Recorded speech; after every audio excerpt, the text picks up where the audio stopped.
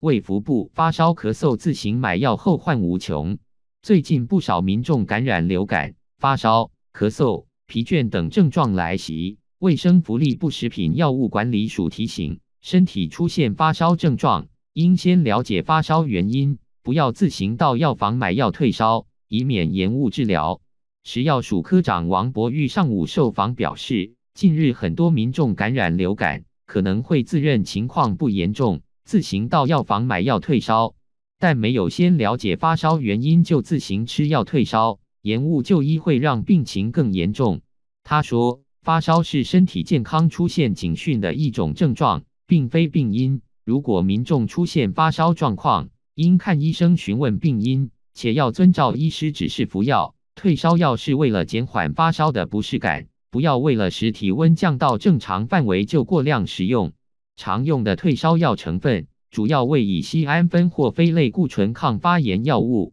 王博玉表示，这些成分也是止痛药常用主要成分。若民众有关节炎等状况需服用止痛药，也应该一并询问医师，以免跟退烧药并服导致过量食用。王博玉也提醒，服用含非类固醇抗发炎药物的退烧药时，可能会引起罕见严重皮肤过敏反应，用药时应注意是否出现药物过敏反应，如疹、破、痛、红、肿、烧等6大症状。若有出现疑似症状，应即刻停药并及早就医处置。食药署也提醒医疗人员，应教导病患如何正确使用退烧药，以免药物不良反应发生。引用2016年2月29日中央社。